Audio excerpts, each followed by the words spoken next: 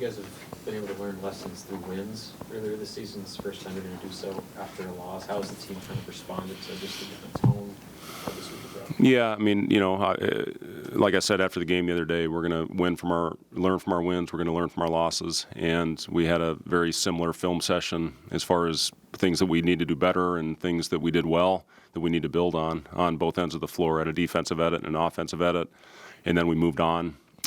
Flushed that game away and moved on to our Creighton prep. And obviously, a lot of challenges in this game with their speed. Kalkbrenner's putting up video game numbers right now, shooting 90% from the field and averaging 26.5 points and almost 9 rebounds. And he's making his threes right now as well. I think 3 of 4 from the three-point line and makes his free throws. So, they just put you in so many difficult positions with their ability to spread the floor. And when they get that thing inside to Kalkbrenner, the biggest thing we have to do is try to do the best we can to take away transition points. Kalkbrenner's ability to get to the rim in transition, and they find him, they get it to him, and their ability to knock down threes in transition as well. And they got a older team led by the guy that is probably the front runner for National Player of the Year right now, and it's a team that's going to put a lot of pressure on you in a lot of ways. How much is Braxton's importance magnified once he was a center like Kalk? Yeah. I'll say this: I thought the big guy the other night for St. Mary's, I thought he was the difference. The freshman Lewis had an unbelievable game and scored the ball, but what Saxon did to us from a physicality standpoint, I really thought on both ends of the floor, he had control of the game. And again, we played a really good basketball team on Sunday. The difference is we had 90% of the fans in the building. This time we're going to have 5% of the fans in the building. And it's a great atmosphere, a great environment, one of the best in college basketball. And we're not going to have fans to help us through tough times. If we go down 14, that's going to be hard to pull out of that hole. So, a lot of things that we need to do better. And it all starts with getting off to a better start than what we did on Sunday. I give our guys a lot of credit. They really battled. They fought. In the second half, our defense was 1,000% better, but we need to be consistent for the entire 40 minutes. If not, Creighton's going to make it pay as much as any team in the country. So we got to be on point, and looking forward to this challenge. How have you seen Braxton sort of embrace this challenge of facing one of the best centers in the country, having the week to sort of prep? Yeah, it's good for him to have the week. He, with the sprained ankle that he had that forced him to miss the game. When he missed whatever it was, 4 or 5 days where he couldn't really do much except for bike and stationary elliptical type conditioning, did some work in the pool, but that time off affected him in his conditioning on the floor.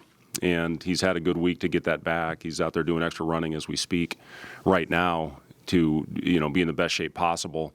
The other thing is Kalkbrenner, the thing that amazes me about him, similar to Edey, is his ability, his stamina to play 30, 32, 35 plus minutes and still have the type of success and impact that he does. So, that's a big thing. We're not going to stop Kalkbrenner with one guy. It's going to take a total effort.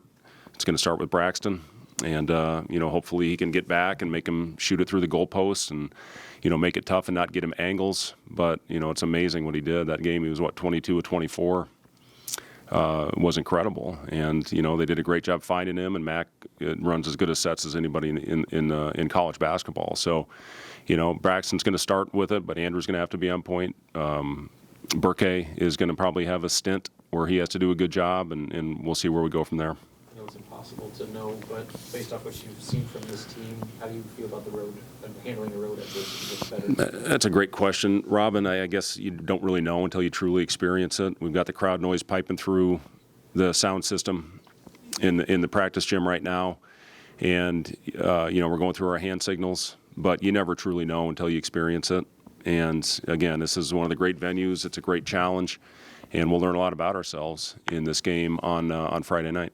Going into the rivalry aspect, it's kind of different with rosters, the way they flip now, and you guys are new to it, or is it not matter? I think it matters the fan bases, obviously a lot, and I've played in a great rivalry with the Iowa State-Iowa, coached in that rivalry. Now this is going into year 6 in this rivalry in the state. The weird thing about this one is that on the next day, a lot of those fans will be cheering for Nebraska on the football field. That's always been a little bit bizarre to me, but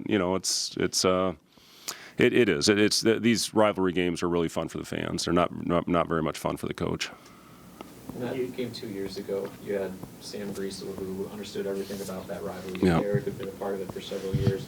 With this group, is there anybody that you're maybe kind of leaning on to emphasize just the significance of this game to guys that maybe haven't been around it? Yeah, they know. They've all got their phones. They've all got their social media. They see everything that's being said about this game. I guess the guys that were a part of that game, not only 2 years ago, but last year, where they absolutely handed it to us. It was close until about 4 minutes left, and then we folded, and they just completely put it on us in the second half. So I think you lean on both those experiences, the guys, Juwan, Sam, Cale, Henry, Jeff Grace, those guys that were in there in that locker room and felt it and experienced it. But then last year, the pain of going out there and just, getting embarrassed. So, you had guys that had been part of both of that, and just the feeling of what it was like in that locker room, 2 years ago, as opposed to what it was like last year. So, I'll say this: whatever happens, we're going to learn from what happens on Friday night from the result. Last year, we grew from it. We had a pretty darn good stretch after that game. 2 years ago, we had a couple unfortunate things happen to our roster, but this is a game that we're going to learn a lot from. We're going to learn a lot about ourselves, playing the first true road test. It's going to prepare us for our first Big Ten game in East Lansing. It's going to prepare us for life on the road in the Big Ten. And it's, again, a heck of a challenge, one of the best rosters, one of the best teams that we're going to face all year. So we're going to, again, learn a lot about ourselves. How much can you draw from last year with the difference in Creighton's players and all that? Yeah, a lot of the same type actions. This is a game, as opposed to last one, where St. Mary's had their 8 sets and they ran them and they executed them, and that's what they did. Creighton's so random in what they do, and they put your defense in so much stress. And again, it all starts with their speed. If you let them get out in transition, you may as well not get off the bus. It's going to be a long night. So get back, get your defense set, and then this is more of a conceptual type game plan. These are the things that they do, but it's very random in their sets. St. Mary's was more get it down, get their guys to their spots on the floor, and then execute the play.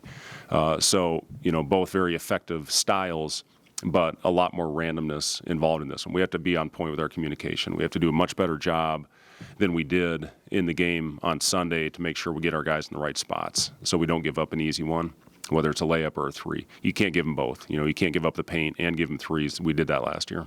Is that randomness that harder to prepare for, like with the scout team and all that? How do you prepare? Yeah, it is. You can't get a true look because they're so good at it, and they've got guys that have been in that system now. Shireman last year, he was so good in the random, ghost and shallow actions that he did, and you try to prepare your team as best you can for what they're going to put you through and the stresses that it puts on your defense.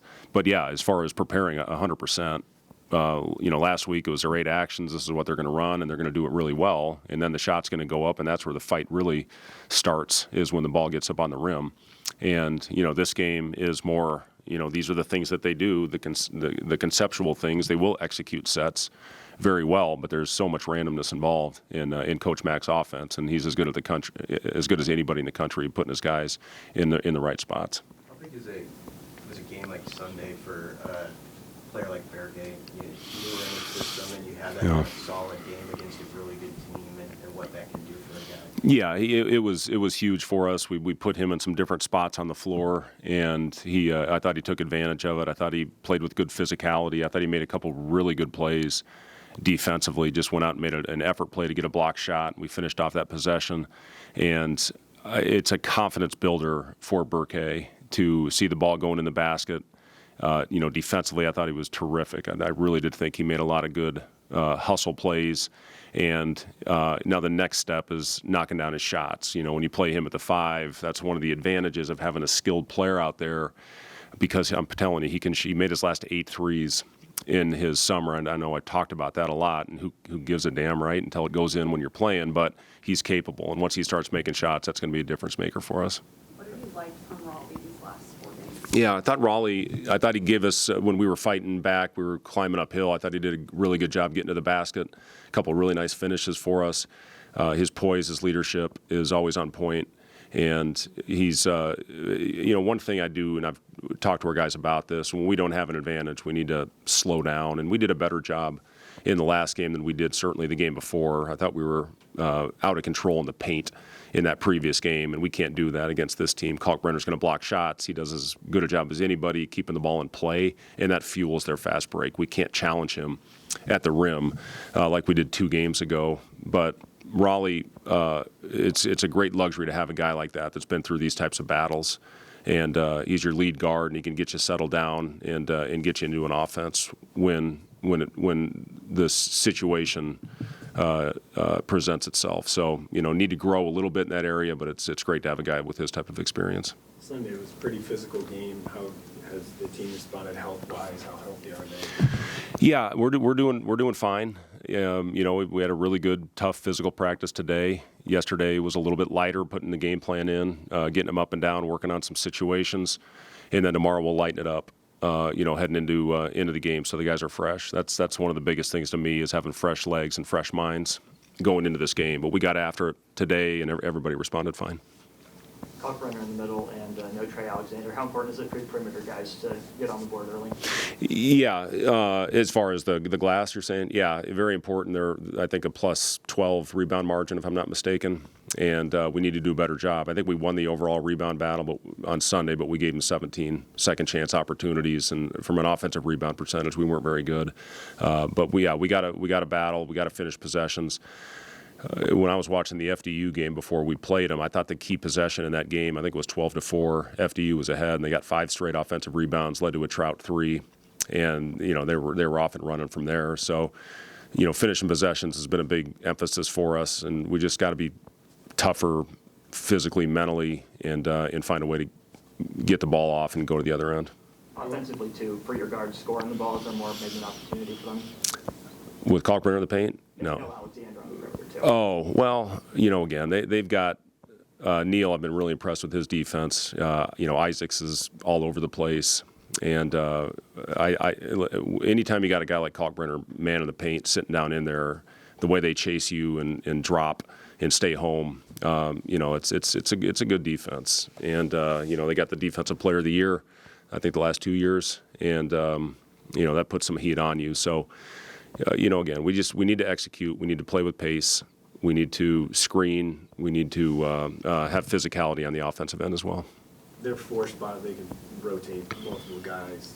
How hard is that to prepare for? Yeah, in different dynamics with those guys. Certainly all capable. Trout's playing with a lot of confidence right now, coming off, I think, his best game. Hitting whatever it was, 3 or 4 threes. But, his athleticism at the rim as well. Jason Green is a very good defender, tough kid.